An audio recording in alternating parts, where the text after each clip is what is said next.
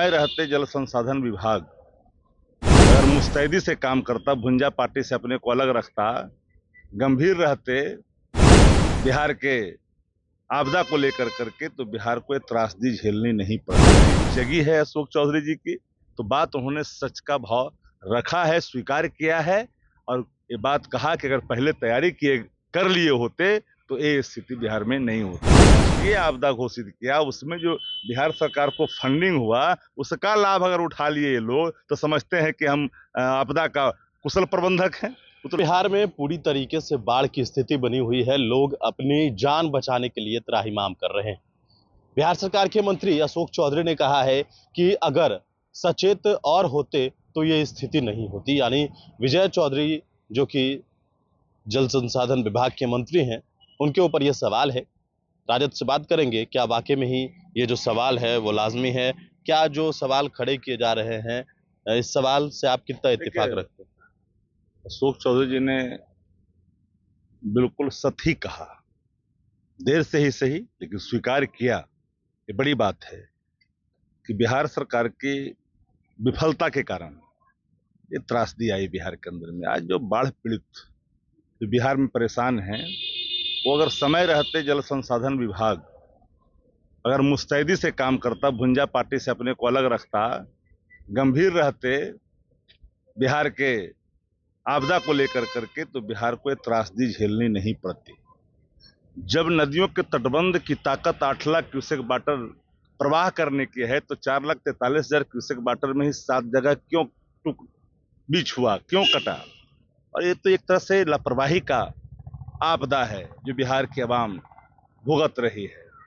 मैं तो साफ तौर पर कहूंगा कि एनडीए के अंदर में जो सवाल उठाए गए हैं, कभी भाजपा उठाती है, भाजपा के जो है मंत्री वह भी कई सवाल खड़े कर देते हैं, लेकिन जब कोई क्रांति की स्थिति आपदा के लेकर के हो और संवेदनाएं न जगे तो यह भी एक अपराध की श्रेणी में आता है। संवेदनाएं जगी है अशोक चौधरी जी की, तो बात उन्होंने सच का भाव रखा है, स्वीकार किया है और ये बात कहा कि अगर पहले तैयारी कर लिए होते तो ये स्थिति बिहार में नहीं होती। लेकिन सवाल है ना कि आखिरकार लोग अपनी जान बचाने के लिए त्राहिमाम कर रहे हैं, ये स्थिति बनी हुई है। लोग जब नदियों के किनारे, गांव में, कस्बों में चले जाइए, सीतामढ़ी के इलाका में चले जाइए, पूरे आपको कई जिला आपको जहां पर है प्रभावित इलाका, कुछ लोग तो मंत्री यहाँ पर बैठ करके यहाँ बंसी बजा रहे हैं, इलाका जा नहीं रहे हैं। त्रासदी की स्थिति यह है कि लोग, बच्चे, बूढ़े सब त्राहिमाम कर रहे हैं, दाने दाने के लिए तरस रहे हैं। उसके लिए इंतजामात की कोई उपाय नहीं किया गया है। कोसी त्रासदी के बाद भारत सरकार ने जो राष्ट्रीय आपदा घोषित किया, उसमें जो बिहार सरकार को फंडिंग हुआ उसका लाभ अगर उठा लिए ये लोग तो समझते हैं कि हम आपदा का कुशल प्रबंधक हैं। वो तो लालू प्रसाद जी का देन था उस समय। अभी तो राष्ट्रीय त्रासदी के तौर पर देखी जानी चाहिए। प्रधानमंत्री वहां नेपाल में सूद ले रहे हैं, बिहार में क्यों नहीं? भाजपा से पूछना चाहिए सवाल। अच्छा, एक प्रशांत किशोर ने कहा है कि शराबबंदी जो है वो विफल है और वो खत्म होनी चाहिए। देखिए, बाजारू शिखंडी जनहित में कोई बात नहीं कर सकता है।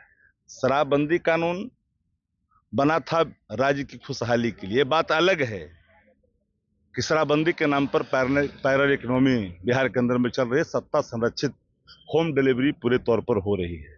ये बात अलग है और ये बात को हर कोई मानता है। लेकिन शराब पी करके दिन दहाड़े जो लोग तांडव करते थे, वो तांडवों को लोगों ने देखा। 15 में 16 में ये लागू हुआ।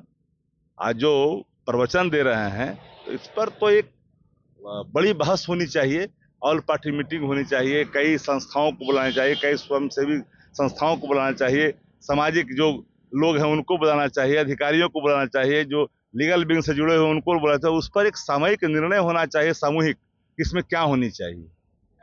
चलिए, बिल्कुल। तो हमारे साथ राष्ट्रीय जनता दल के मुख्य प्रवक्ता शक्ति सिंह यादव थे। बड़ी इंफॉर्मेशन के साथ नमस्कार।